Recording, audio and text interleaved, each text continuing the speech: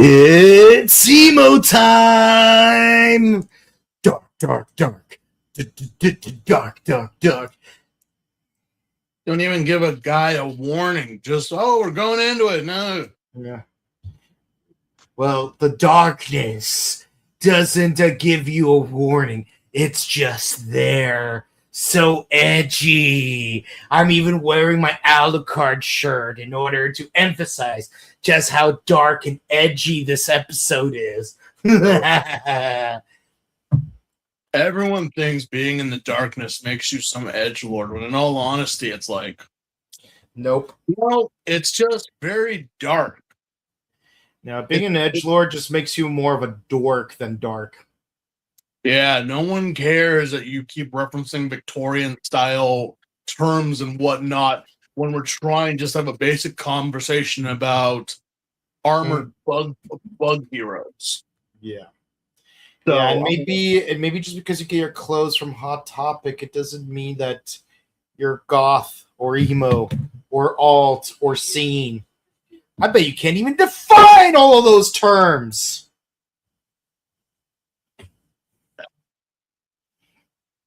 Let us not go into the great 2006 debate of is goth IHOP goth or just another clickbait.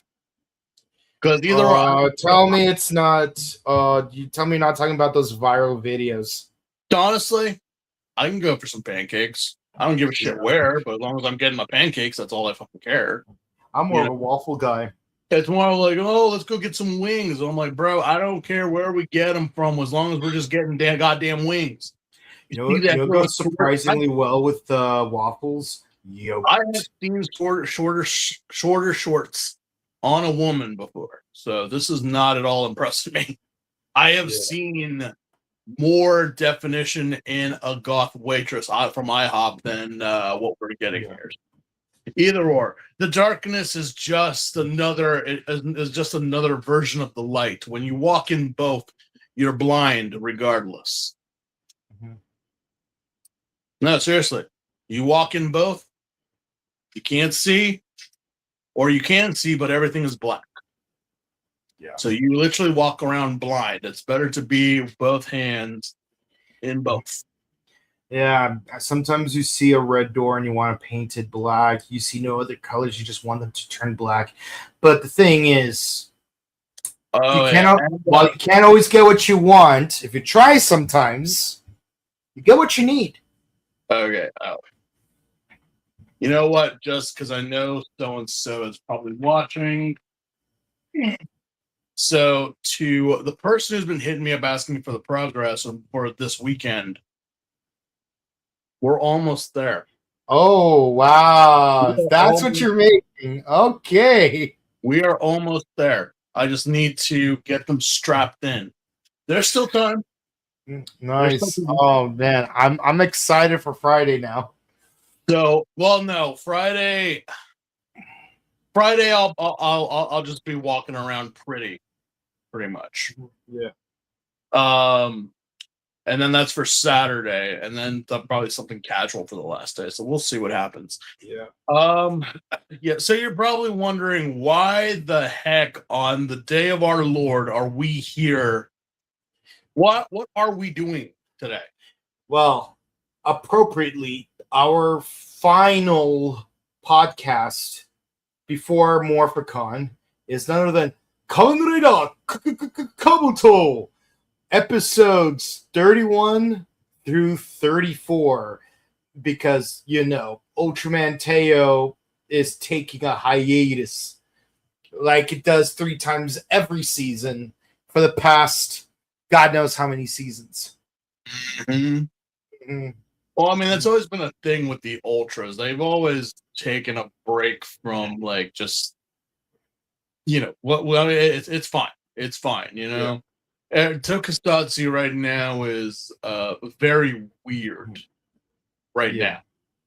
Because since we lost the Sentai, everything has just been, they're trying to fill slots and trying to figure out what exactly, they're doing and especially like, oh yeah, do people even consider Omega Horn a Toko show, even though it's not technically the definition of it? And I just say to that, are you new here? You do know, or you do know that before all of this, we only had Godzilla and Ultraman. And that was just nothing but giant monsters fighting each other. Mm-hmm. We didn't need a hero. We had people, but we didn't have like necessarily they were the focus. Although I will say that the humanoid version of the Omega Horn is not on my good side right now. Kind of annoying a little bit.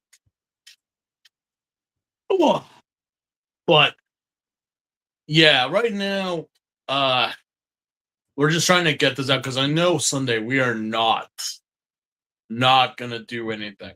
We're actually gonna actually enjoy the weekend and not worry about making something happen. Yeah. Other than obligatory after parties and movie screenings to Legend of the White Dragon. But with that said, yes, next week, our next Kabuto review will be on Monday instead of Sunday, because that will give us time to actually get home safely, get an actual good night's sleep, and actually have time to watch the next 4 episodes and Hyper Battle video. Yeah, it all just depends how it all goes. But yeah, no, we'll definitely look into Monday. Yeah, and of course, naturally, quick reminder that our Zets review will be on Tuesday this upcoming week. So please, on Sunday, because the episode airs on Saturday, do not spoil it, for people who haven't watched it on Sunday. And, let's have a good time. Yeah, let's see how the convention really plays on this whole thing with the last episode of Sets. I'm kind of a little like, side eyeing convention staff right now, especially with some things. And I'm like, well, that's neither here nor there. Mm-hmm. I mean, all conventions be doing that, so it's par for the course. As you always say, we never chose the thug life. No, we never did. Yeah. Yeah, when we last left off in our review, I know I had mentioned how like the last 6 episodes really did not amount to nothing. And I still stand by that. They really did not amount to much of anything. But now with these 4 episodes that we have, I'm like, okay, there was too much going on here. What the hell just happened? What is going on? Like 5 or 6 episodes, we just got like filler. Maybe a little bit of information here and there. But within just these 4 episodes, hell, just in the first 2, we're like, okay, where were you guys last week? Where were you? This is too much information. This is too much to take in. I'm kind of like, no, I may have already like you thought that is what was happening. I didn't want to believe, but I'm like, no, normally when I have those feelings, I'm like, yeah. Fiori. Yeah, that explains so much. That explains so much. Not to mention the whole the movie now kind of makes sense. And if you want to watch Kabuto with us, as we know, as of right now, legally you cannot watch 31 through 33 online unless you go through certain means. But Episode 34 is available on YouTube.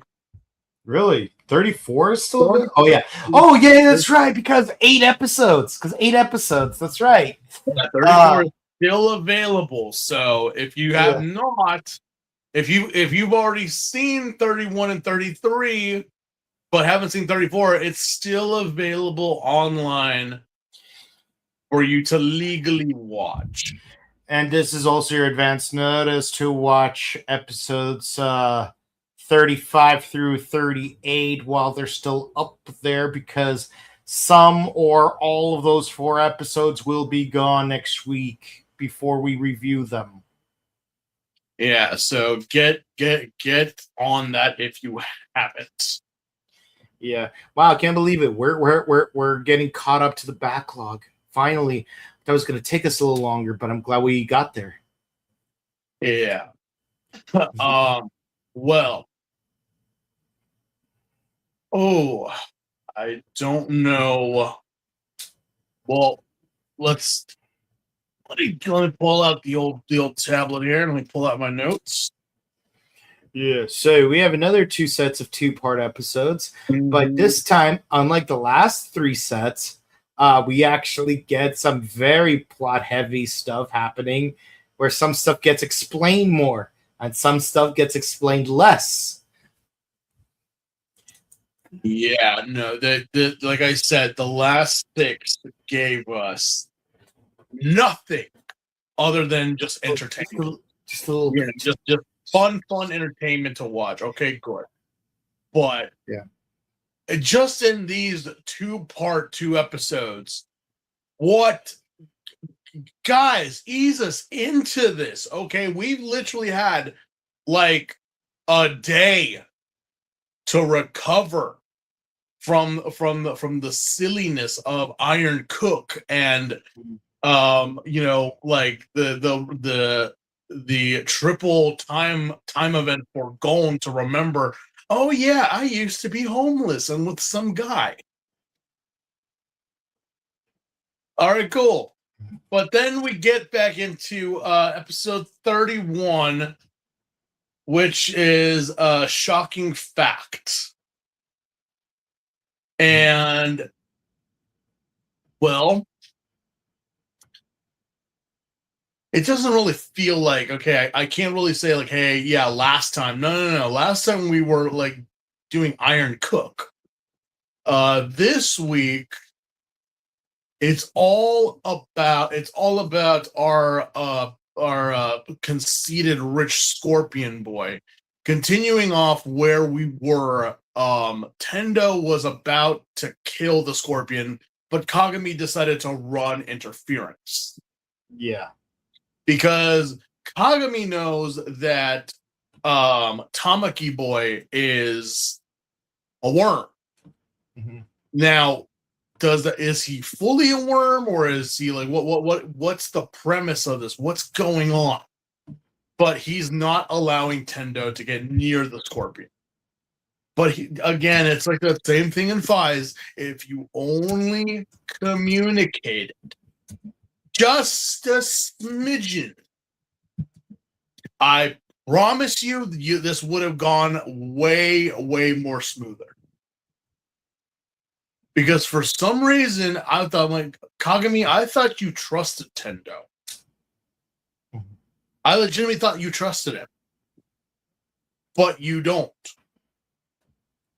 But then again, look at who it is. I'm like, oh, dude, that's Kimishiro. So? Like, Tendo would still kill him. I'm like, yeah, I would have done the same. Yeah, no more Saw Sword, no more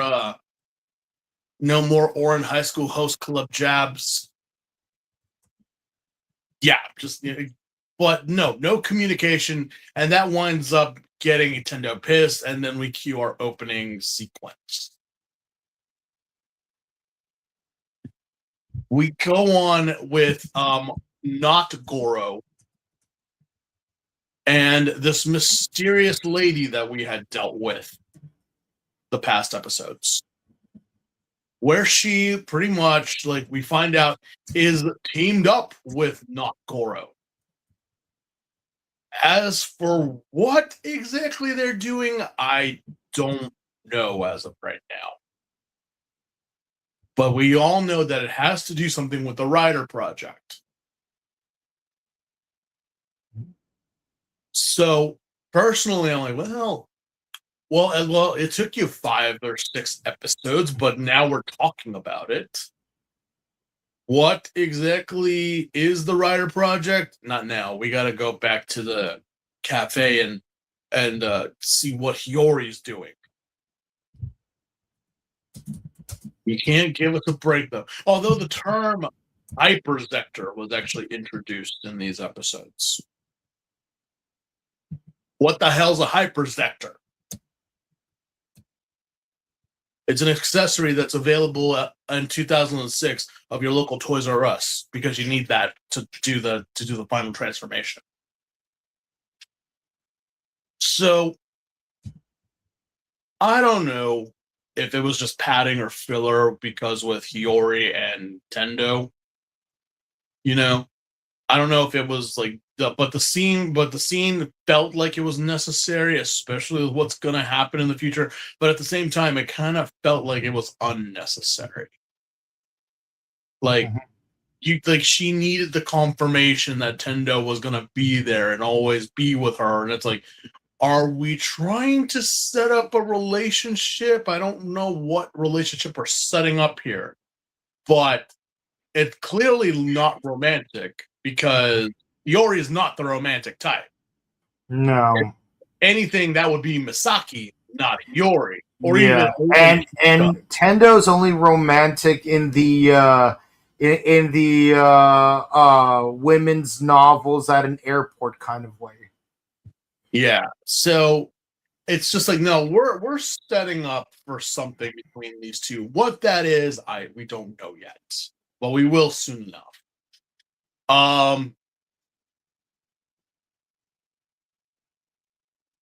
Yeah, no, pretty much the 31st episode just deals with just random encounters.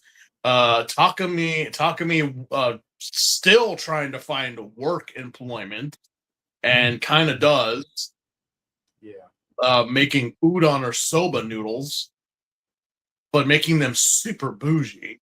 Yeah.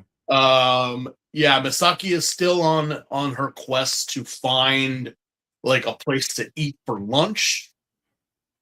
And Kagami is like still trying to be the Boy Scout, but like, yeah, Kagami, is it too much for you to say something? It also kind of is like a little bit confusing that not even Kimishiro knows exactly what he's talking about. But apparently Jaya does.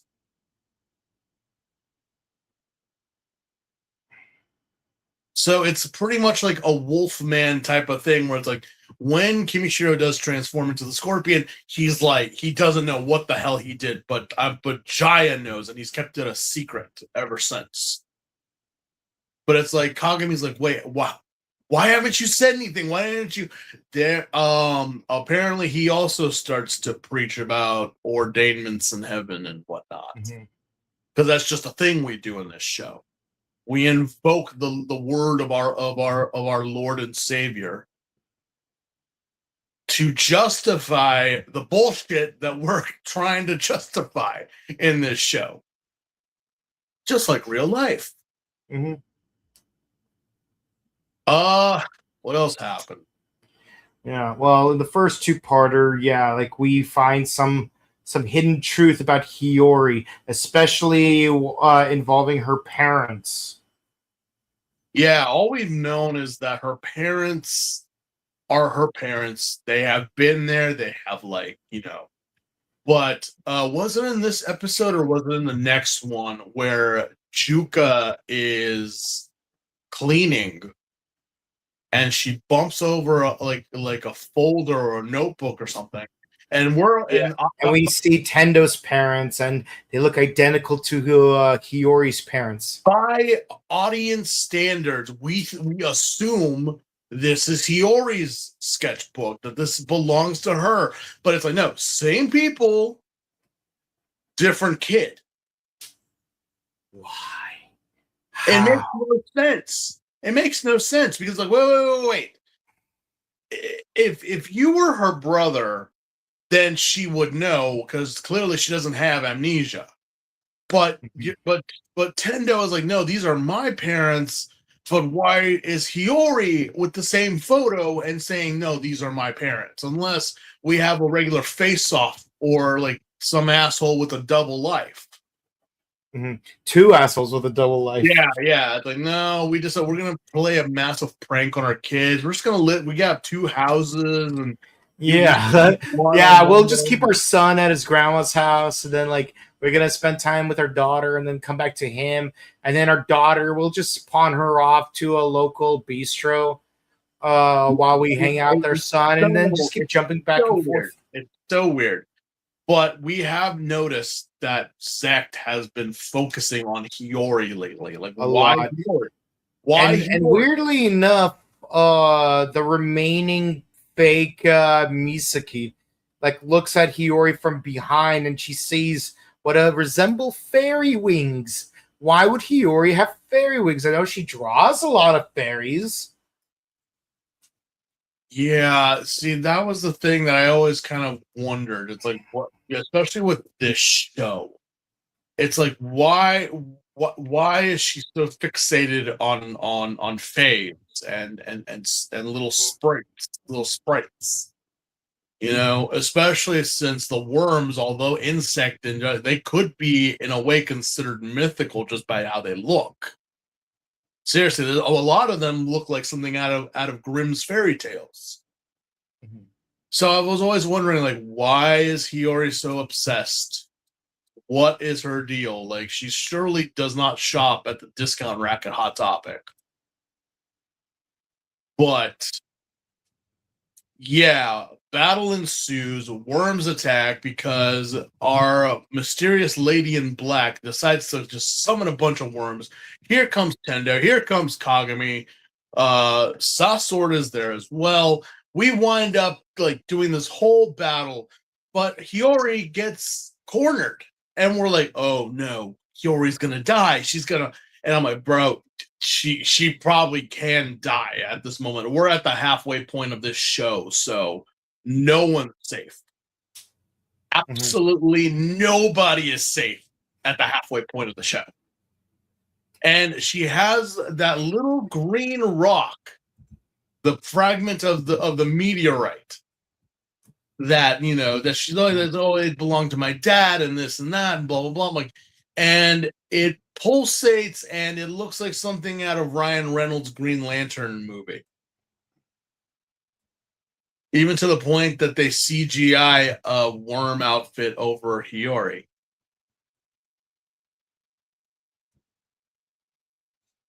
The truth revealed. Mm-hmm. I wasted $15 to go see Green Lantern with Ryan Reynolds. I admit it. And I saw theaters as well. And same year, I also saw Green Hornet. And do I regret it? Yes. Ryan given me it's not a good movie, but I don't hate it as much as most people do. Has Ryan, like, has he answered my threatening letters for my $15 back? No. Dear Ryan Reynolds, you green bleep. Sorry. Dear Ryan Reynolds, you green bleep, bleep, bleep. I think he used one of my letters in Deadpool 3 as something he said to Wolverine. Or it was something Wolverine said to him. I'm like, I could have sworn I wrote that. Do you remember the name Johnny Black? Toboggan, you remember? I'm so flattered.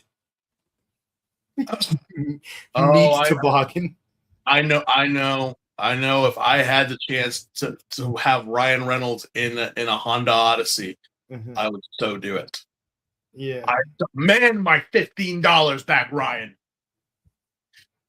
Also, Waiting is not, or sorry, Van Wilder, not your best movie. That's Waiting. I could not stand his character in that movie except for the one scene with the Karen. I was like, I was like, yeah, the reason why it's so good is because he's barely in it, because we have such an ensemble cast of characters, except in the movie Van Wilder, where it's like constantly focusing on him. I'm like, Ryan, I love you, dude, but it's that whole like, I'm not looking at you during. I'm just kind of like, no. But yes, Hiyori is a worm with a horrible CGI transformation. I thought the Green Lantern had no competition, but no, it does. It does. So what does that mean? It means we gotta wait for next week for the episode, because that's the end of it. But you don't have to wait. We can just go right there right now to episode 32, The Puzzle Unraveled. And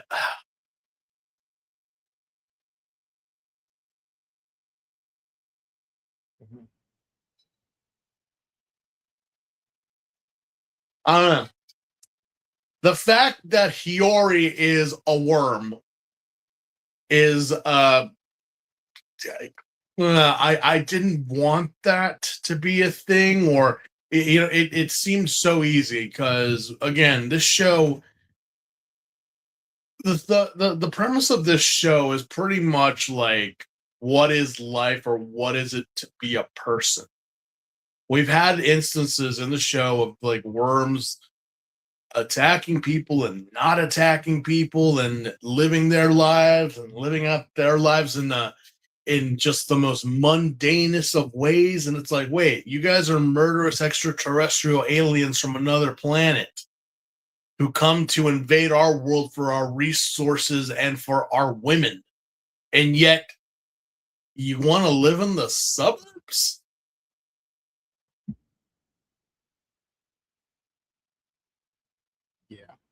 Yeah, well, I think somewhere there was a huge like, yeah, we need to gap this bridge, because if Hiyori is a worm, then is that she always has been one, and just, or has the worm killed Hiyori and took her and then made, and it's like, oh, it's living out its life as her. Because as of right now, we have no confirmation about it. We don't know. All we know is that Hiyori is kind of freaked out by this, and we assume that Tendo and Kagami both know that this is happening, and we're like, oh, are we going to save her? Are we going to do something? No, we just rider kick her into oblivion. That's literally within the first 5 minutes of the episode. Tendo just does not care and just rider kicks her, and then Kagami starts to scream. Everyone stops, but B plot to the beginning, not Goro, has something handcuffed to his wrist, and it looks like a Kabuto Zector, but it looks this beetle looks different than our basic Zector does. You didn't think I noticed that, did you? I did notice that.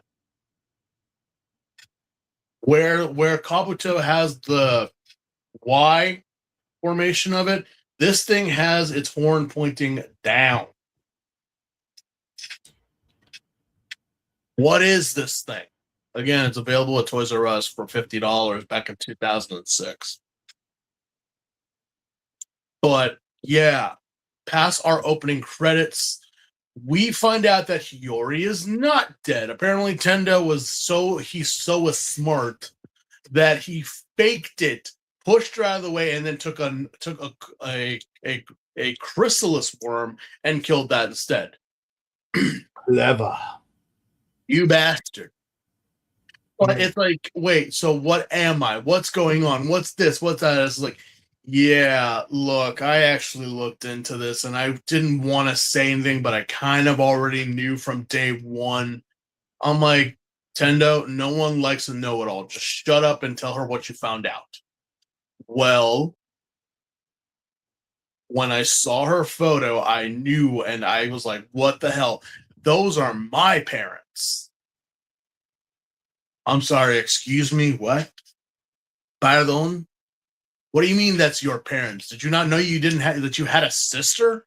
Well, he does and did. The thing is that his sister actually was never born.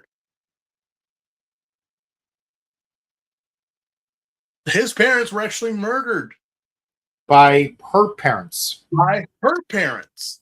And it just so happens his mom was pregnant at the time. So somehow the worm mimicked. The worm literally, are we confirming Immaculately got pregnant. Are the worms asexual? It's never been made clear, but I mean, it seems so. it's like, again, there's no indication that they're so intelligent, but it's like, yeah, okay, so Tendo's mother was confirmed pregnant when the assault happened. And just because of that, the worm copied everything and it wound up pregnant. Exactly to the term. Because again, doing the math, it's like, yeah, if it had restarted, Hiyori would have been a lot younger than Tendo is, which technically there is like a year to like there's 9 months difference between the two. Like it's technically a year. This would have been at least a year and a half difference between the two if that science was to be played here. But yeah, apparently, yeah, the worms killed Tendo's parents while they were out in the park. And then his parents, or her parents, this is very confusing, decided just to live in suburbia after that. Because lo and behold, not that long, Hiyori's born. And one time while Tendo was 14, he just happens to find the two worms that resemble his parents and with a girl. And like, who is this girl? Why are these imposters that killed my parents? Basically, it's kind of like Beatrix Keto. Like, it's like, you know how like when she kills Copperhead, she tells her daughter, like, when you get older, you decide you want to get revenge, come find me. Yeah, that's Tendo. It's like, I want revenge. But he doesn't have the means to it quite yet. And it just so happens that that day in the park was when the meteor hit. wait, the day that his parents died. No, the day that he found the worms that killed his parents with their daughter. Years later. Yeah, that obviously I knew. That I knew. I was like, wait a minute, the math ain't math in here. Because yeah, Tendo pretty much became a street rat living on the streets of Japan in Shibuya. And one day just happened to bump into his not mom and dad with a new child. Which at this point I'm like, okay, I need to know how this actually works. All we know is that worms do copy memories. I didn't think that they would actually, down to the cellular point, make a like to actually be like, oh, I am that person. Really? So you could actually impregnate yourself if the person is pregnant? Okay, the worms literally got like 1,000 times more dangerous at this point. Like, it's that easy for them just to reproduce? Like always, there's always, if there's one, there's got to be millions more. So, yeah, the meteor hit, and then we get that one scene from the movie where Tendo does meet Hiyori, but it's like we see him standing over the supposed crushed carcasses of his not parents. And again, he's a 13-year-old boy. I don't know what he's gonna do, but he's gonna do it. But before he does, someone beckons him not to. And obviously, well, because of that distraction, an earthquake happened, which caused the rubble to shift, and then it fell on the worms regardless. So the worms are actually dead. Iori's actual parents died, not by Tendo, but by just random falling debris. But he does end up getting the belt from that mysterious other Kabuto that's been skulking around in the last couple of episodes. Obviously, by this point in time, you would have seen the movie in theaters, so yeah, you know it's actually Tendo from the future, from another timeline. Yeah, because look, the lady in black finds Hiyori, tells her everything, and it's like, if you want answers, you could go to Area X. I'm pretty sure what you want answered, you'll find there. Which Hiyori is like, okay, I'll go.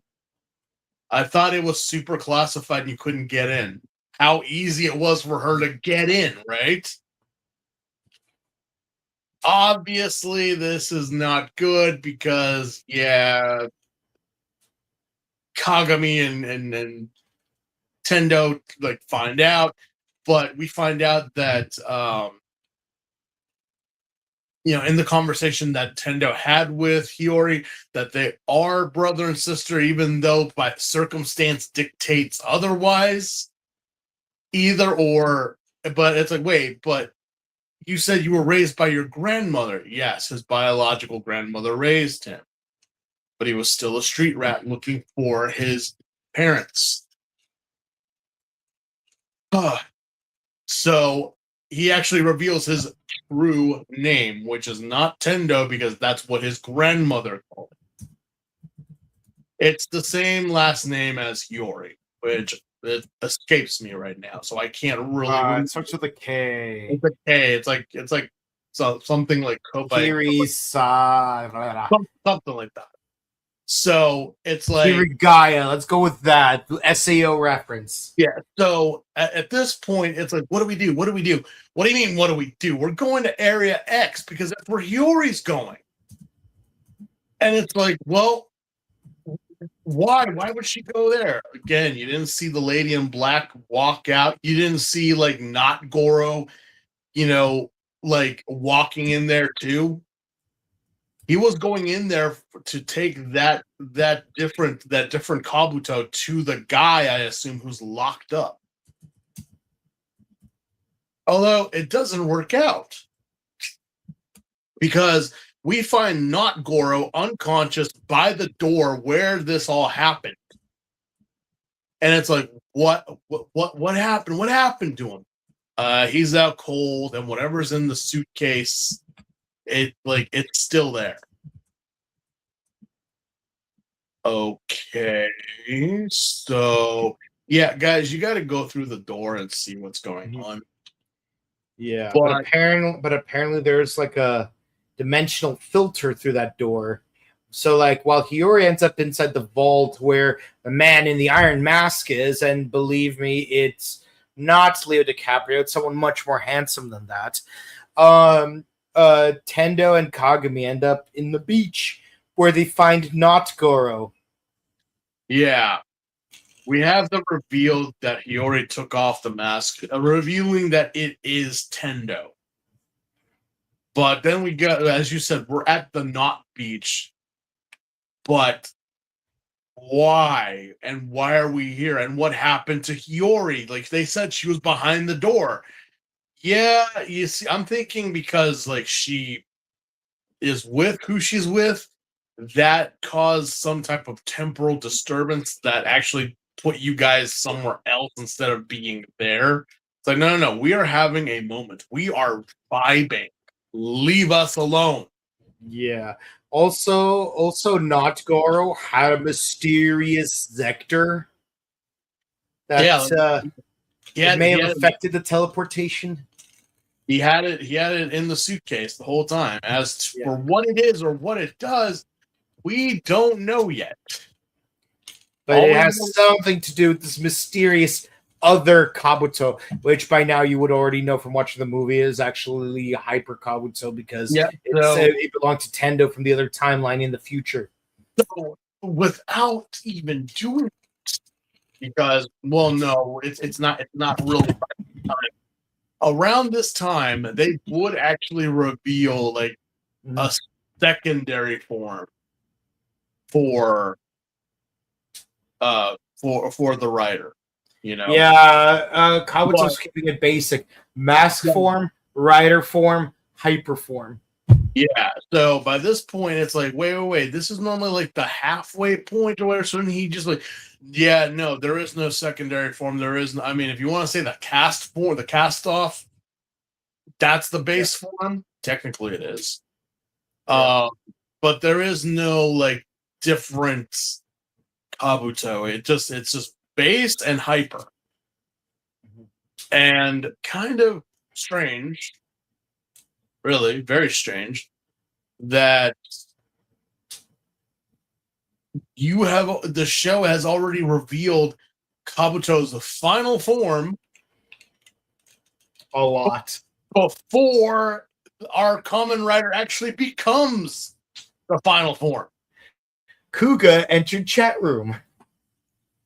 Yeah, but in Kabuto's defense, at least you don't have to wait till the penultimate episode for him to actually become Hyper Kabuto for 2 minutes and then have like a final episode where like, oh yeah, the fight already ended off screen. Yeah, we're not repeating Fies again. We're not doing that again. Well, Fies was better than Kuga in its finale, technically. Honestly, I'll say that the fact that Yori and there is another Tendo, if we didn't see the movie beforehand, I would have just been, what? Yeah. Excuse me, what is this? Yeah, it makes no sense whatsoever that there is another Tendo, that this is the final form, but our Tendo hasn't reached that form yet. No, he has not. Yeah, and yeah, we established earlier that yes, both Tendo and Kagami know that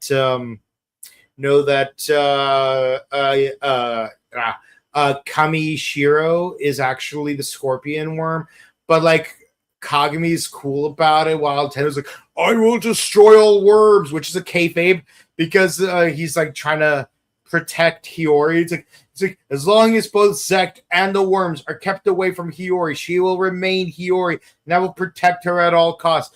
But the thing is, it's like they don't really establish like what gave Kamishiro the idea to do this, but he decides that it's like, yeah, Kagami is now my best friend. I'm going to do everything to help him out because he's so cool. Hello, best friend Kagami. How are you doing? Like he goes like from tsundere to yandere in less than an episode. To the point where like even while Kagami's like fighting a bunch of worms, Kirishima's like, hey, best pal, buddy, old pal, I'm here to help you. Man, look at the way we're both using slashing weapons. Oh man, this is gonna go straight to the photo album. I'm gonna treat you to soba later. Please, no, not that soba, not the soba. Look at that. We defeated the worms with the power of friendship. Ain't that right, best buddy Kagami? Well, at least it's not the beat. Kagami. Oh yeah, I can't see. It is a vast improvement over previous company. So, absolutely. Let's see. Next up, episode 33. Yes, 33. Yes, we're actually burning through this quicker than I expected. Well, so much is going on. I'm like, chill the fuck out, guys. Yeah, Like, chill out. Seriously, we haven't even reached the hour point yet. So Shadow Squadron enters a building full of traps, and only Kagami and a mysterious white ant trooper are managed to pass through all the obstacles. Turns out, hey, Tendo, what are you doing here? Oh, I just made some miso soup for the person who gets through the obstacle course first. Wait, obstacle course? Yeah, I'm basically training the Zek troopers today. Seriously, you're back at joining Zek? Yes and no, but the point is, you, homegirl, who's inside the white Zek trooper outfit. Yes, you. Yeah. You will be my apprentice from this day forward. Yeah. Yeah, this girl's name is Renge Takatori. Yeah. And so remember, it's like Renge from Godchard, Taka as a tiger, Tori as in bird. Not to be Takatori. No, that means she is hawk bird. She is hawk bird, yeah. Hawk bird. She's bird. I like hawk tiger better. I'll call you Takatora from now on. Just kidding. She's bird. She's the bird. We all know that the bird is the word. We already have a best bird husbando. We don't need a best bird waifu. Yeah. But yeah, this girl, I'm like, well, it kind of just proves one thing. It's like everyone assumes that the foot soldiers, the grunts, are all dudes. No, there's women here too. Doesn't necessarily have to be all men. You know, but first time we see one be a woman, though, because so far it's been mostly guys and one dude from behind a mirror. You know, like the Michael Jackson song, "The Man in the Mirror." Yeah, I use that joke way too many times in Ryuki. Yeah. The point being is that apparently Kagami decides to get a little scout with him, and again, not bad, you know, but Renge is a little bubbly. Mm-hmm. A little bubbly. I'm like, wait, this girl wanted to be a soldier for Zek, and she's like, oh my god, like, what, what is up, my guy? Like, that's our best girl from the company right there, guys. Mm-hmm. That is our best girl is Renge, which kind of cool that we're introducing a new character in the halfway point of the show. Yeah, but hey, she's a very smart lady, surprisingly. Oh no, shit, she knows. She knows what's going down. She knows. It's just she's not the type to like she plays ditzy, she plays dumb, but she's not. It's one of those very dangerous people. It's the people that you think are the slackers or are the dumb. Like, bro, don't ever. Don't ever.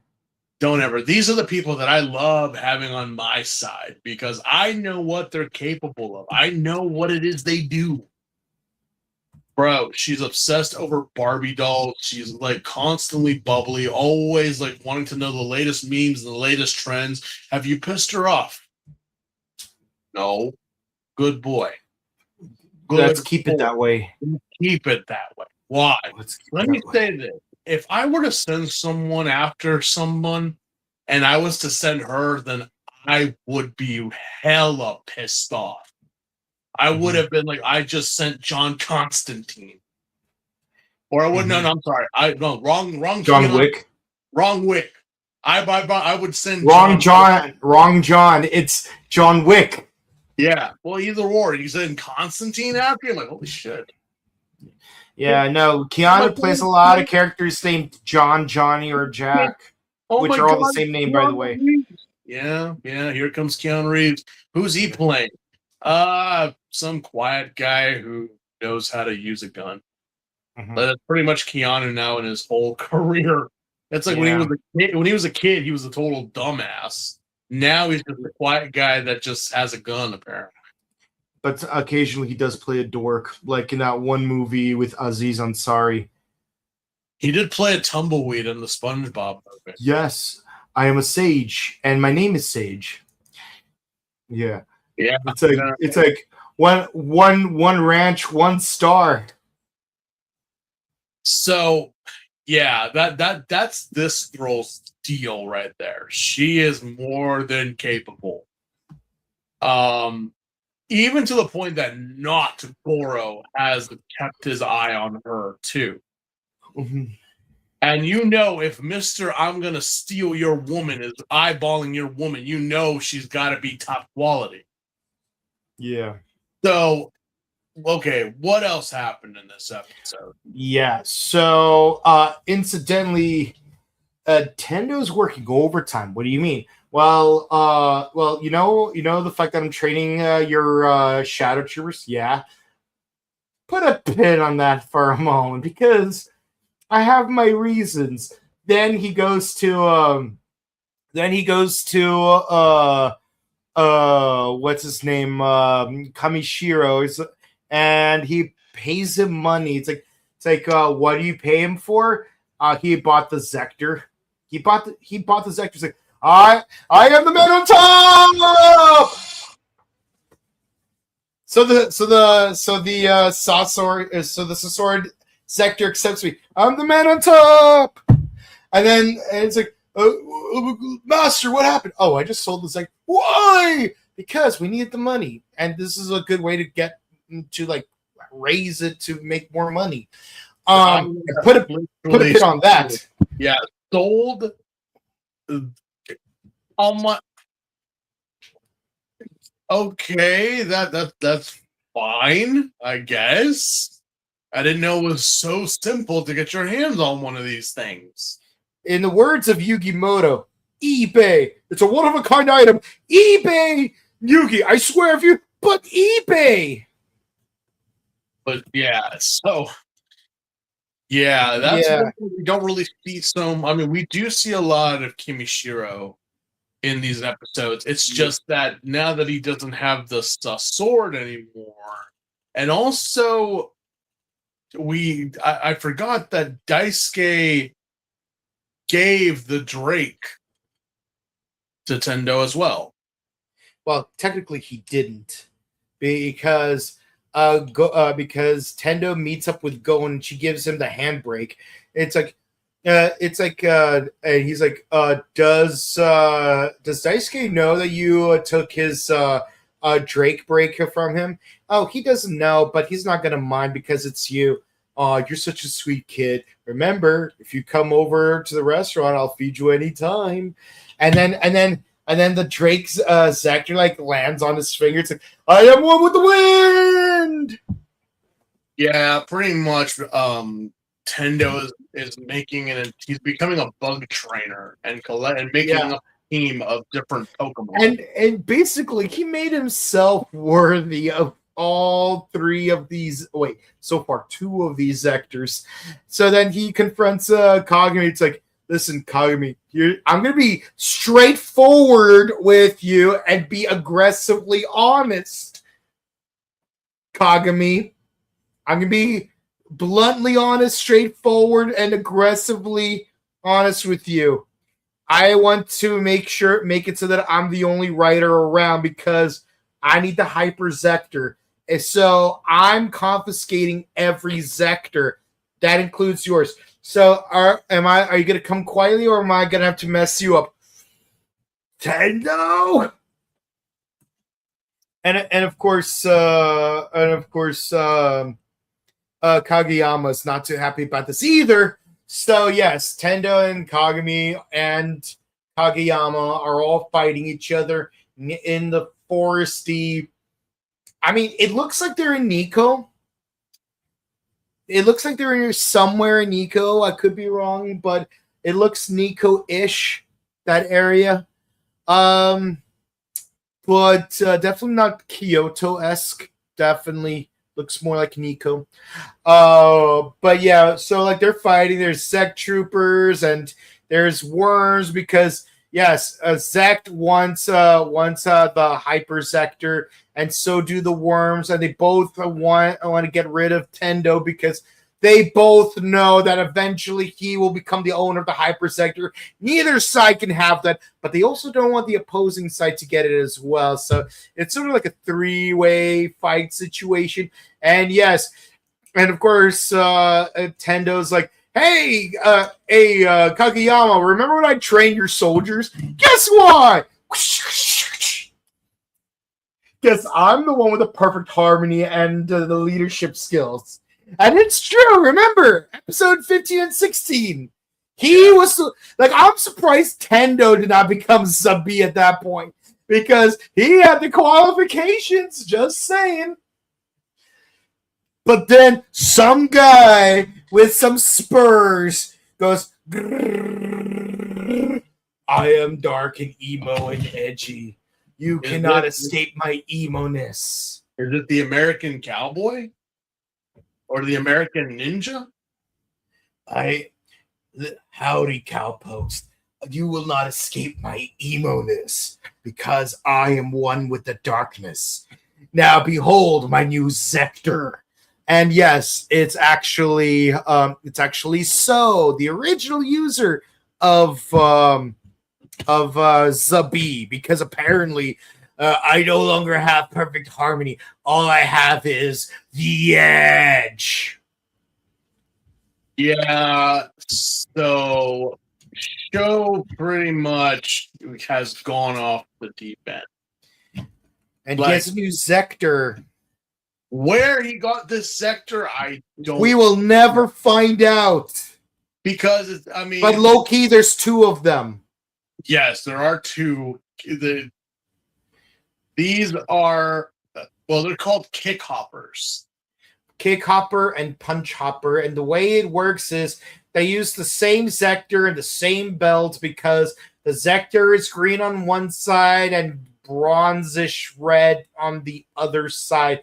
And basically, the side that's facing forward will be will determine whether you transform to kick hopper or punch hopper. We don't see punch hopper yet, but yes, because he puts the green side in the front, he is now Kamen Rider Kick Hopper. It took us 33 episodes, but in a season of insect Kamen Riders and one arachnid, we finally have a grasshopper themed rider. Finally have one of them. Yes. Yeah. Yeah, other than that, it's like we do have some interference with the B. The B does lose his Zector. And that just goes into our last episode of 34, because in that episode in the beginning, we see that Kimishiro, what's his name, is begging Kabuto to give back the B. He's literally, I want the Zabi Zector. Please give it back to me. I want a piece of B. I'm nothing without it. And of course, Big Brother So's like, yo, chill the hell out. There are much worse things than losing Zabi Zector. Just look at how well I turned out. Now, why don't you become more like Big Brother So? Yes, Big Brother So, thank you so much for accepting me. Oh my God, you're oh my God, this is still like the same. You know, I like to imagine that to a certain degree, Michi from Gaim was based on Kageyama because he's always in Big Brother's shadow. Well, I mean, yeah. But the thing with Michi is that it was thrusted upon him to be better than Takatora.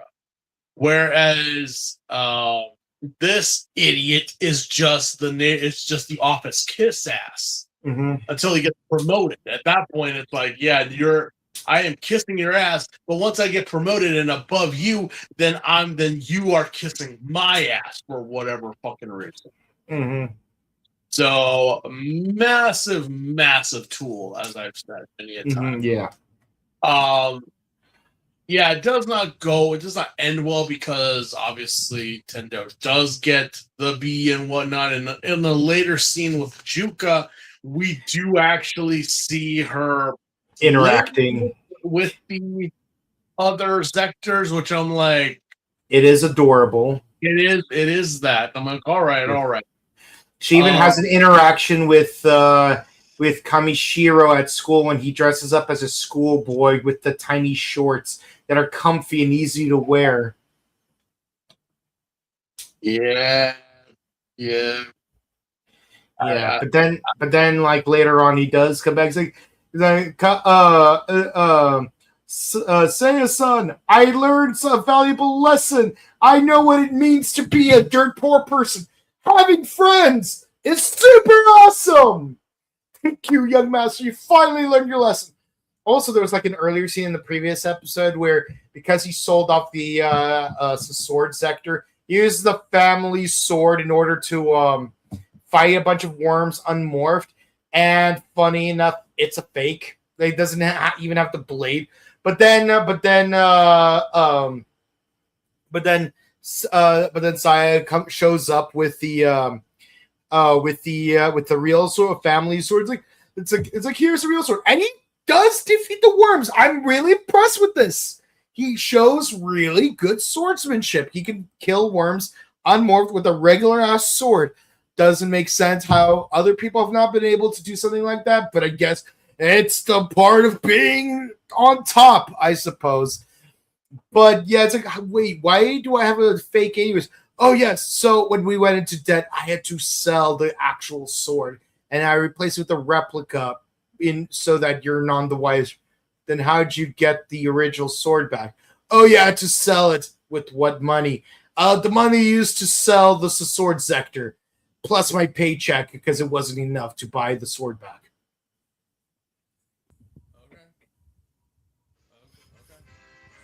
Yeah, but moving forward, yes, he tries to learn more about what it's like to be poor by becoming a schoolboy with the tiny shorts, makes friends with Juka, and then he comes home a happy boy. Good. I'm glad that Juka is like teaching people to become more mature in certain ways. How the young child is the one that does this, you know? Yeah. Where would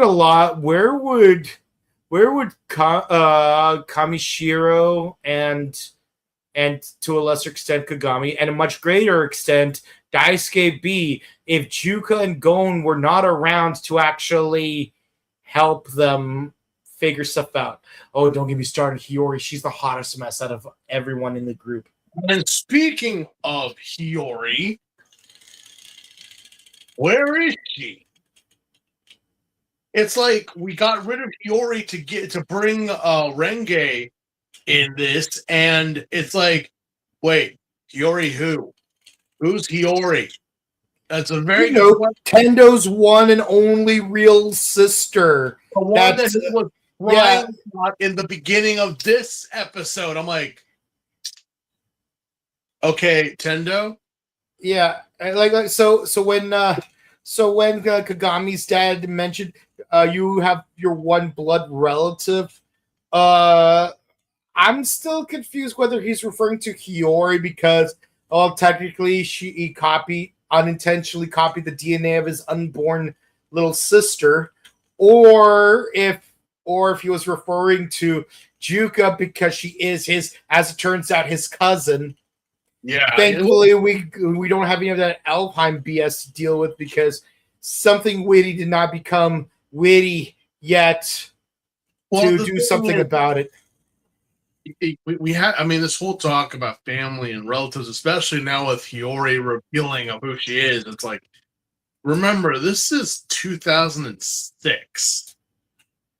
Around this time, all over the world, there was it was like 2004, 2005, but still 2006 was the big topic of stem cells. Mm-hmm. and the wonders that they could do, you know, the applications of how it could work and what the possibilities were endless.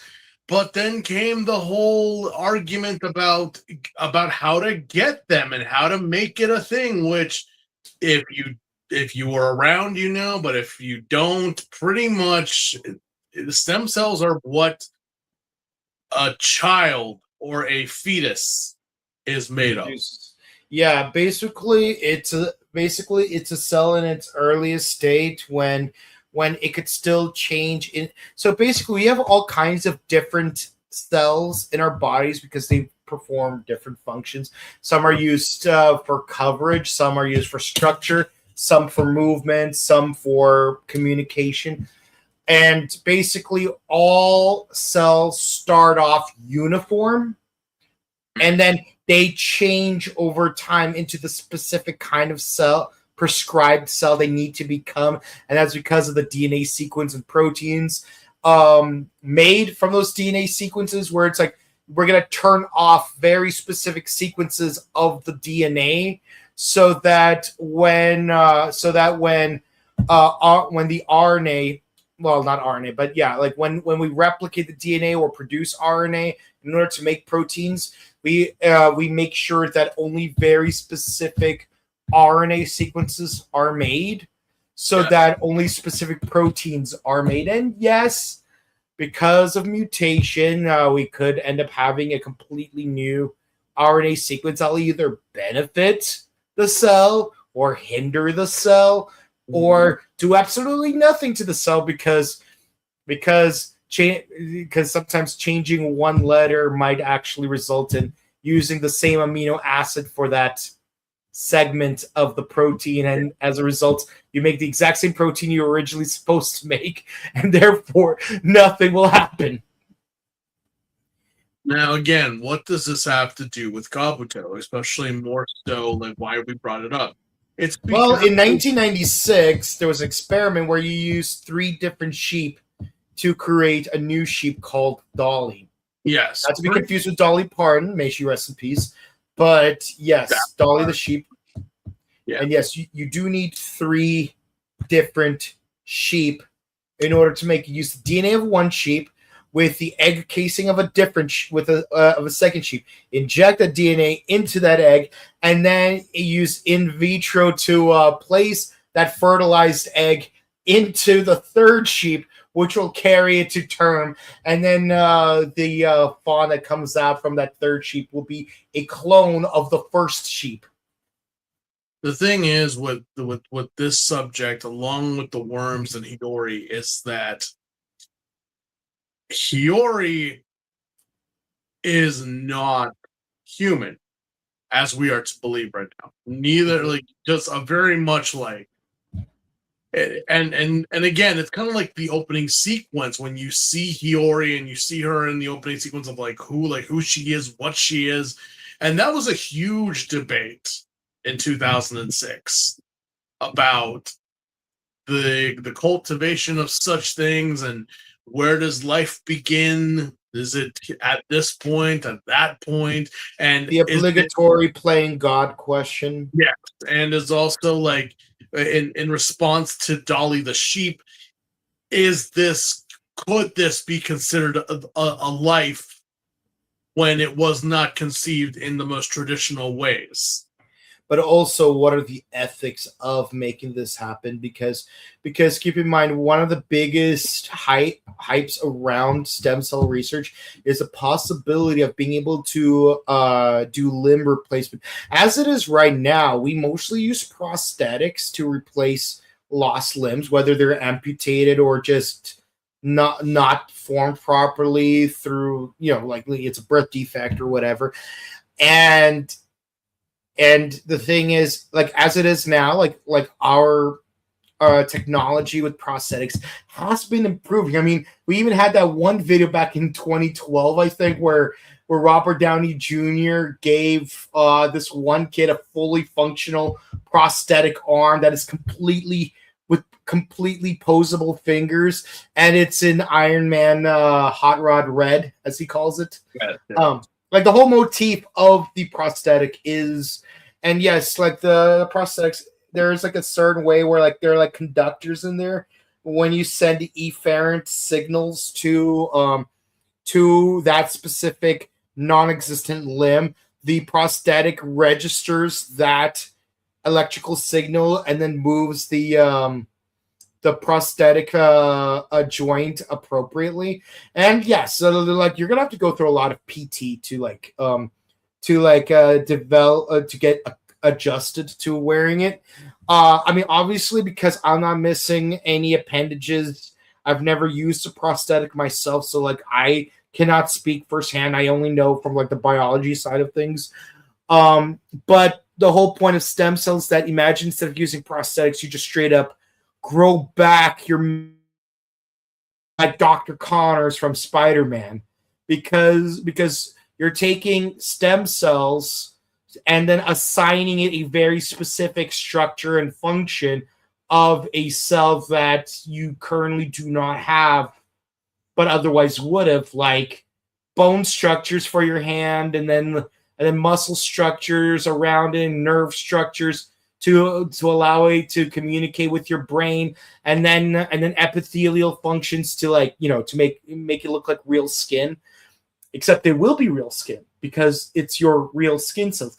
But the issue is, back then, is that we mostly had to use like fetal cells, because it's really hard to harvest a stem cell from an adult compared to getting a stem cell from like an actual fetus or at least a zygote. And that's where like the ethical questions were, because this is a human child that you're experimenting on, you know, the whole like pro-choice versus pro-life thing, you know. Basically all of these political and scientific discussions are all interconnected in one way or another. But yes, but part of what makes it controversial, if we move past the whole like using zygote cells for stem cell research, is, let's say you do replace your limbs over a period of time using stem cells.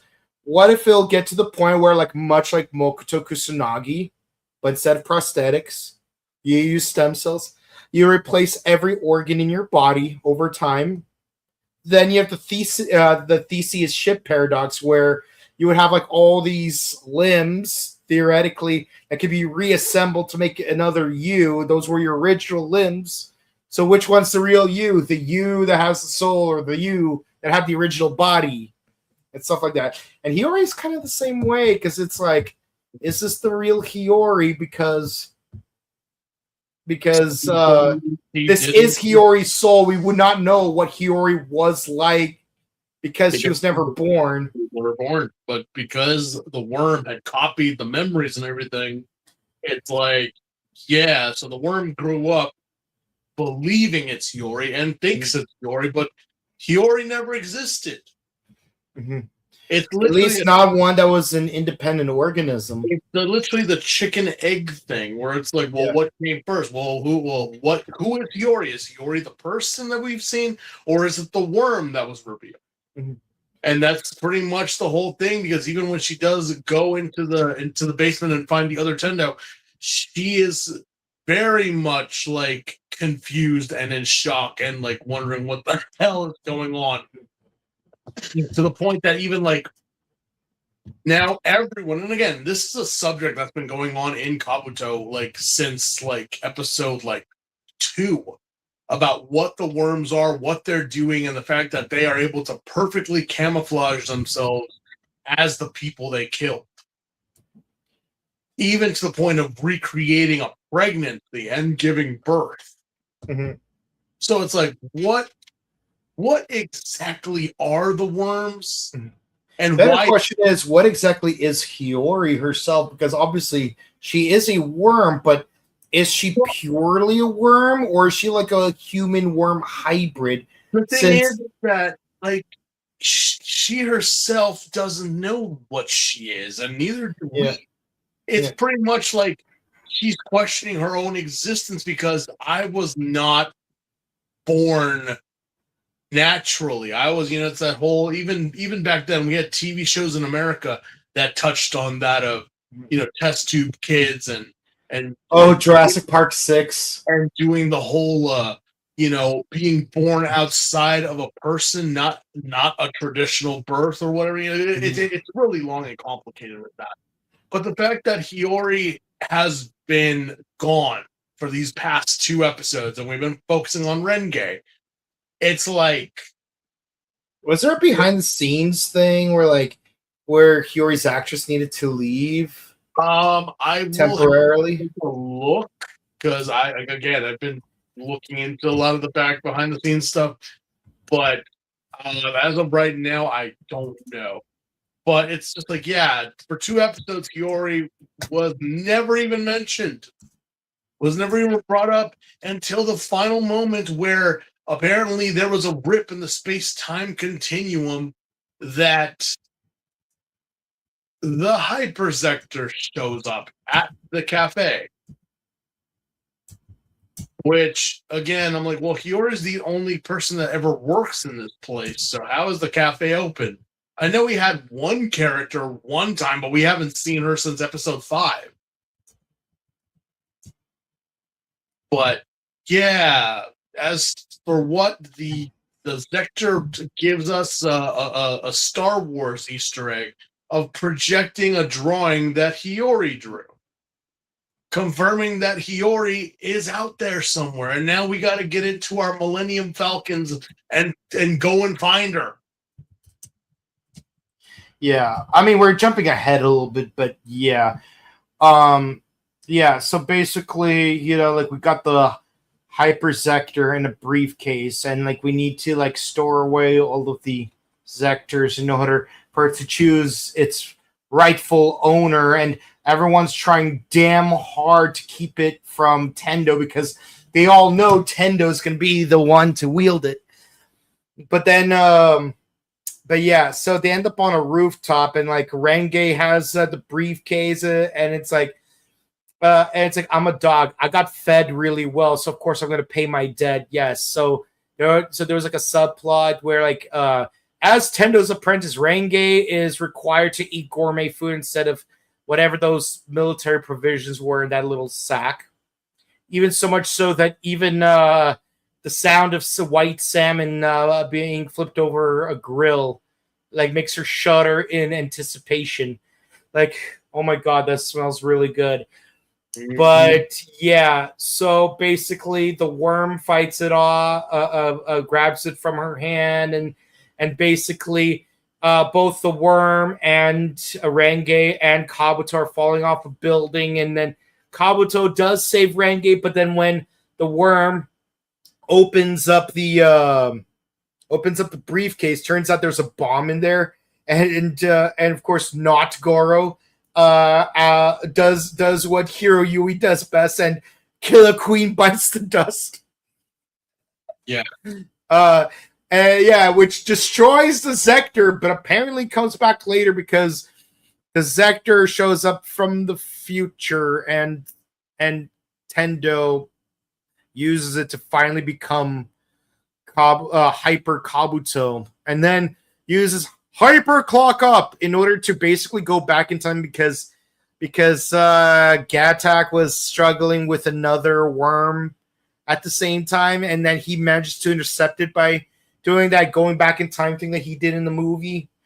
Defeats that worm, defeats this worm, and basically all is well. And it's oh yeah, it turns out in the future I will obtain the ability to manipulate time completely, but not yet. But when I do have full control over it, I'll be able to go to the hyper world and find Hiyori. And that's when the Hypersector shows up and shows that drawing of the fairies. Which... yeah. No, go ahead. Yeah, I was also going to say that also in this batch of episodes with the outro clips, because we're no longer promoting the movie because it already came out a while ago.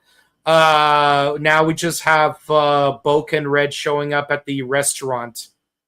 And yes, most recent of which it's like I will find Hiyori. The Kabuto Zector is the ultimate precious. But I'll eat this nori instead for now. It's cool. Both men, myths, legends are in the same room together as an outro clip. But yeah. But yeah, that wraps up these episodes for Kamen Rider Kabuto.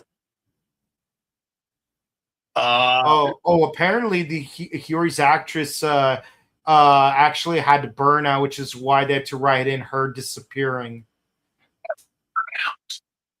So yeah, it's just like Hana, except not as permanently. But burnout over what exactly? It just says she was getting sick from burnout from the film's year-long film scheduling. So the production took a heavy physical and mental toll on her. She struggled with depression during filming, promoting production to write her, prompting production to write her out of the show for several weeks so she could recover. Yeah, but the in-universe explanation is that she basically hyper clocked up into the edge of time and space with the other Tendo. Yeah. Which again makes sense since the interview with the cast of Forze kind of did shed a light on how filming a Kamen Rider series is, and it's really like, yeah, this ain't for the faint of heart, people. Yeah. Being away from family, working for an entire year, waking up before the ass crack of dawn and going back home at like the wee hours of the night. Yeah. Hopefully you got paid well for it. Not really. Anyway.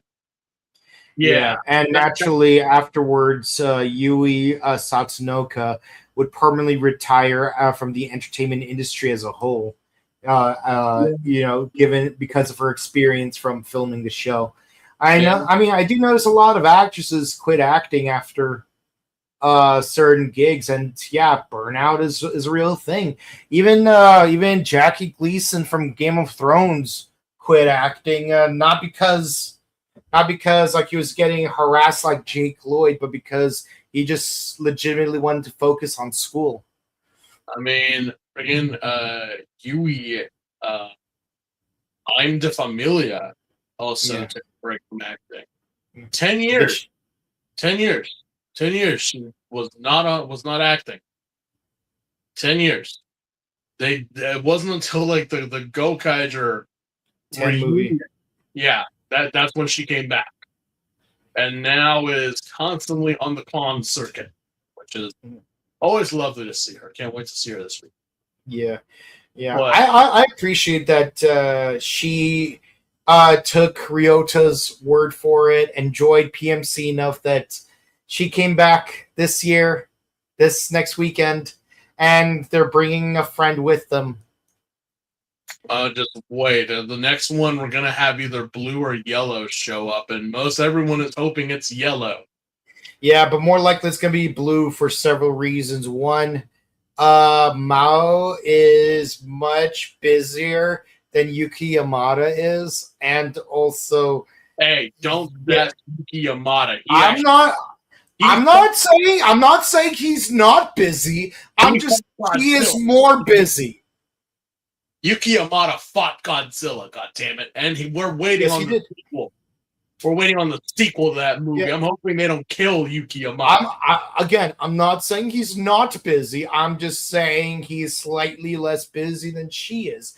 I don't know how wide of a gap that is, but there is a bit of a gap, okay? But that's, I mean, ideally all 5 of them should come back, but my money is on, while everyone wants her to be the 4th person to show up, my money is that she'll be the last, if at all. Again, she's a voice actress, so it's like, no, she's a very popular voice. She's been year-round. She even did the voice of Ai from Kamen Rider 01. Yeah, she's a very popular. Very popular. She was in Go-Go Loser Ranger, and she was in Red Ranger from Another World. Yeah. But, yeah. Oh, boy. These 4 episodes for Kabuto. Yeah. as I said, chill out, guys. Mhm. You guys literally just dumped so much in these 4 episodes that it's overstimulating. The last 6 didn't have anything like this. Yeah, if anything, they should have like balanced them out a bit. You know, But man, instead of now having next to nothing for those 6 episodes and a lot going on in these 4, just just make all 10 episodes have like a decent amount of stuff going on. Not too much, not too little, just the right amount. yeah. Mhm. Yeah, as of right now, these oh my god. Just wow. Wow. That is a lot of information. Um they're tens. Mhm. They're I'm 10s. glad you agree with me on this one Yeah, because they're all tens this time they're all around. 10s. They're all 10s because there was no hesitation, there was no stalling, there was nothing. It was pretty much like everyone's here, everyone's still here, but we're focusing. We had 6 episodes of nothing. Now these 4 episodes is like we got something, and especially now since we're at 35 episodes, we only have a quarter left, give or take, for this show to be over. So now it's time, guys. We're almost in the 40s. We gotta start ramping this up. Yeah. And hopefully the momentum keeps going. Yeah.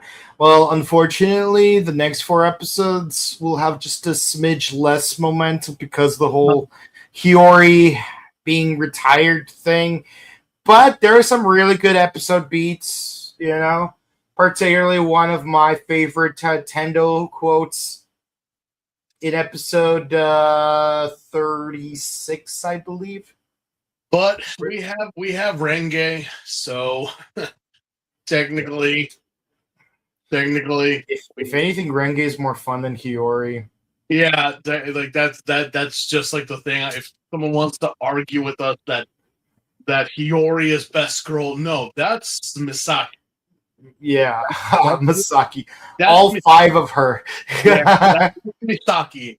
Junko, Juka, Misaki, and even Gon are Yeah. best girls in this show. Yeah. Hiyori, again, it's kind of like, I don't want to say there's a type, but just looking at Hiyori and her actress, I'm like, why is it that I have the feeling that you got this role and you did audition for it, but you really don't want to be here?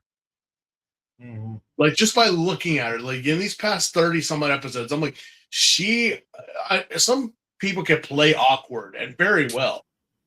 And that's what Hiyori is just pure awkward.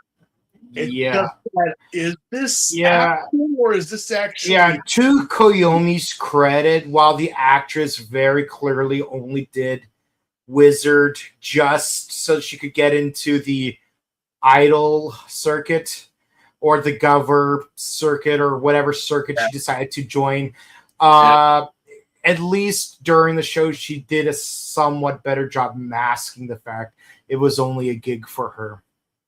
Yeah, the thing, and that's why I defend Yomi in Wizard. I defend her because I knew and I know. I'm like, guys, that's just how it is. Now, when you look at Hiyori, it's like you have this opportunity, but I feel as though you didn't want it or you don't even want to be here at all. And God knows, and if that's the case, why the hell did you even bother doing this? That's just, again, I have had people like that in my life. Mm-hmm. I actually dated a couple of them like this. Like, then why the hell are you with me in the first place if everything is like a slog for you? I've had clients like that. It's like what? Like no, the reason why you're here is because it's either it's exciting or it's what. But you just like, again, I just don't want to be here. I just really don't. Yeah. You know how many it's like this. Like let's focus just on therapy because because like talking about kids is like like I don't want to like overstep, so like I'm gonna focus specifically on adult clients. Like I remember having one or more adult clients that like did not want to do therapy.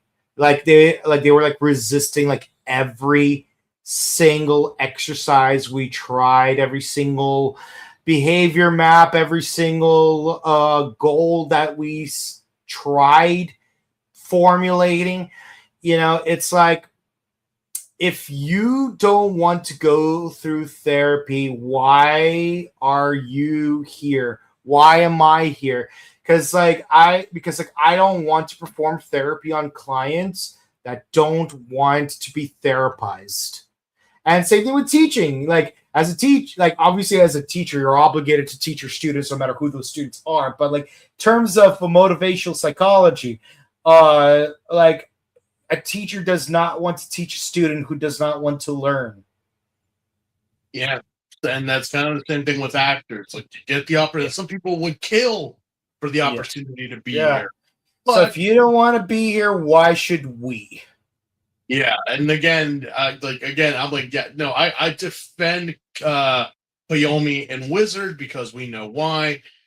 But here it's like, well, no, I get it, I understand it, but at the same time, it was rather strange that I did do some research on you, and what I have found out, which I've never mentioned, is she was not very well liked among the cast. Hiyori's actress. Yes. Like, interesting. Like everyone kind of they've all mutually have said, and with respect, is that she was a little timid. One person said she was a little standoffish, and a couple did say that they had no interaction with her because she was such a bitch. Like, know, like, yeah, it was. So they varied in degrees of like. I'm not saying who. I'm not saying who said these things, but it's like, if what you're exuding is being taken negatively, it'll make you like, why am I even here anyway? Then, if everyone freaking hates me, no one hated you when this started. No one hated you. Period.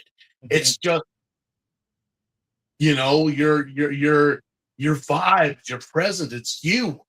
You're the ones that everyone hates me.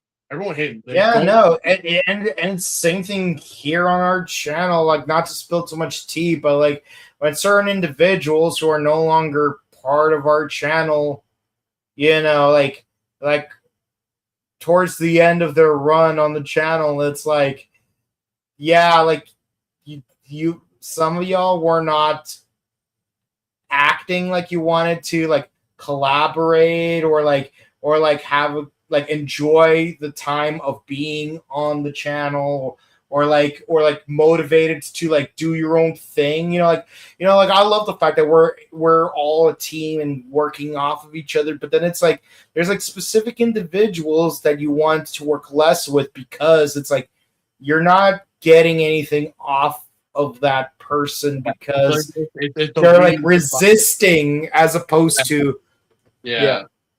So, I mean, that's what I got off of the actress with, and not just from Kabuto, but from other projects. Very little that she has done. Either way.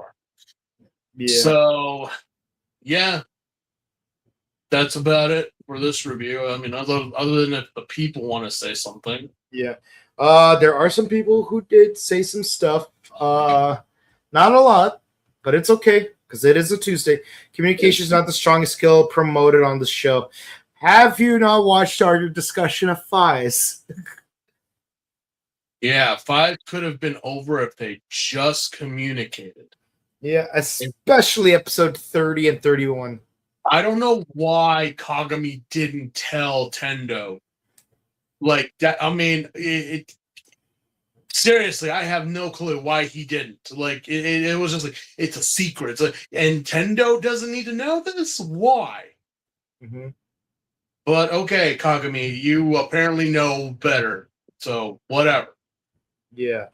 Let's see our next comment.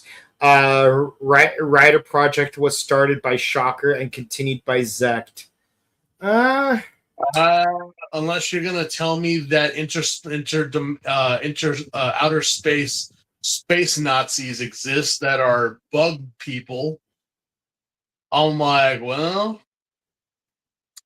that makes more sense than the theories of the Titanic.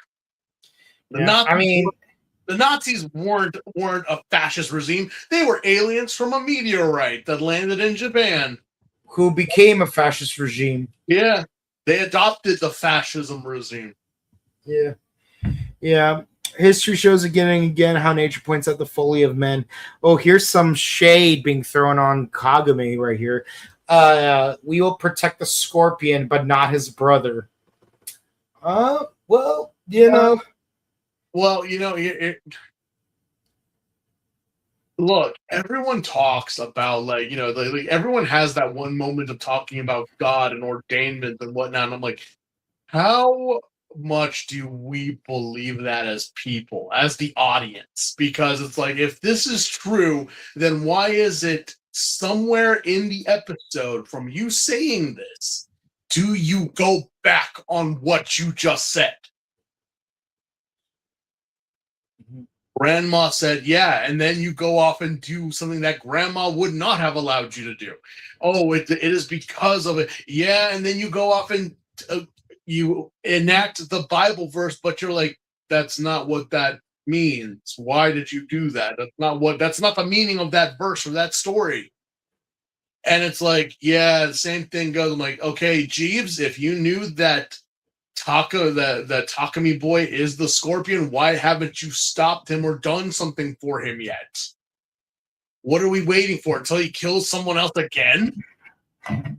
Well, I will say, playing devil's advocate, not saying that I will perfectly absolve Kagami of this otherwise transgressive behavior, but I would say, given his experience of Kamishiro, he has been fighting the worms since day one. He became Sword. He fought the worms. He fought this worm. He fought that worm. He swore to destroy all the worms. He's always a nice guy. And Kagami also observed that he's not aware that he himself is a worm. Yeah. Now, Gia does. Gia knows. Yeah, it's werewolf logic. I'm not aware of what happens when the other me comes out. I'm like, well, but he's still my boy. I still love him. Are you a worm or are you a person, Tamaki boy? Because that's the question we're literally asking of this whole series. Are you you? Are you a person? Are you actually human? Are you actually here with us? Or are you something else?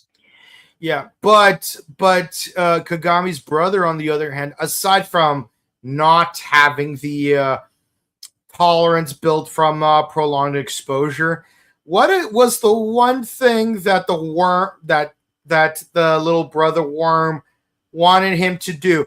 Oh, just let this other worm kill you so that it can become you.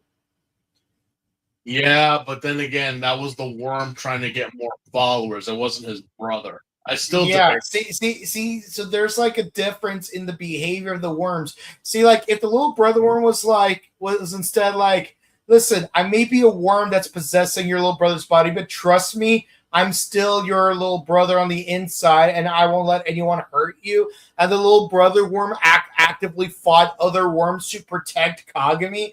I bet Kagami would be a little bit more tolerant of the worm that's possessing his brother. But that's not what happened, was it? No. That was completely... it's like that one movie that I don't remember the name of, where the guy kills his ex-girlfriend when she became a vampire, but then like this other girl was also a vampire. It's like, well, maybe it's the way you treat us after we became a vampire that makes us different. Like, you treat me with love and respect, and therefore, like, I'm in full control of my vampire properties. But the first thing you did to your ex-girlfriend after she became a vampire is you stuffed her in a trunk. So naturally, she's a blood-hungry monster. I don't remember how that movie ended. Either he fights against both vampire girls or the two vampire girls fight each other. Was there like a human girl that was also involved? I don't remember. It's been a while. It's one of those movies that you see randomly at 3 a.m. on a free 3-month trial of HBO, Cinemax, Stars, Encore, Sundance, the works. Don't remember the name of the movie, but again, that's what comes to my mind. It's like one worm immediately wanted you to die so that a different worm could take over your memories, while this other worm doesn't know it's a worm and is fighting other worms to protect you and is now your best friend. So, circumstantial differences, I suppose.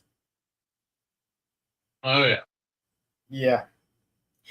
Yeah, but with that said, that's the end of our discussion of episodes 31 through 34 of Kamen Rider Kabuto. If you enjoyed, please be sure to comment, like, and subscribe to us on YouTube, Facebook, Twitter, Instagram. Ding the bell icon to stay notified for our latest videos. And ding the bell icon to stay notified for upcoming videos. And share videos because it helps out with the algorithm. We only have less than 100 more subs for our next subscriber goal. Help us get there. And it would be even cooler if you could get us there before MorphiCon. I'm not confident it will happen, but if we do, we can dream. If we can dream it, we can do it. That's from Saving Silverman. One of my favorite, actually, it's the best movie with that one actor. Jason Biggs. That's the best Jason Biggs movie. It's not the best Jack Black movie, but it is the best Jason Biggs movie.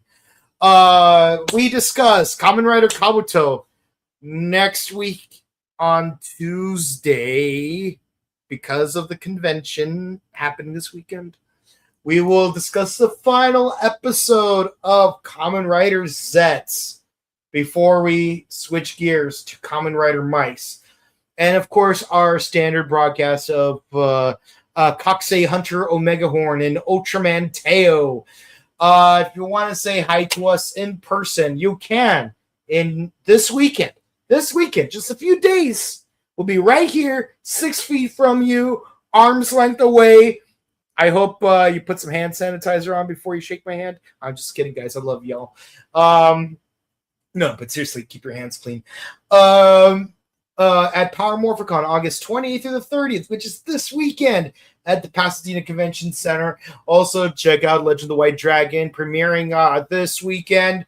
Please don't spoil it for the people who haven't watched it yet, because some of us will be watching it on Sunday after the convention's over. Others of us will be watching it on Wednesday of next week for their birthdays. And some of us hopefully will watch it this Thursday for their birthdays. Yeah, maybe. Yeah, maybe.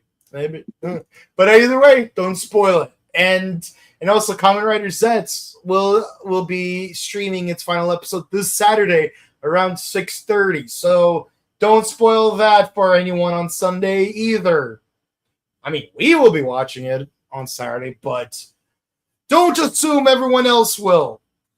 But we might be interested in hearing what you guys have to say about that final episode.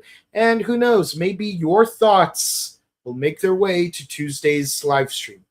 Who knows? But with that said, check out our sister channel, The Buttery Show. And, of course, we will also be at Robo Toy Fest at the Burbank Marriott on September 13th. So can't wait to see you guys this weekend. Well, this is our last broadcast before the convention. So definitely can't wait to see you guys. Love y'all. May the power protect you. Goodbye. We'll see you on Friday.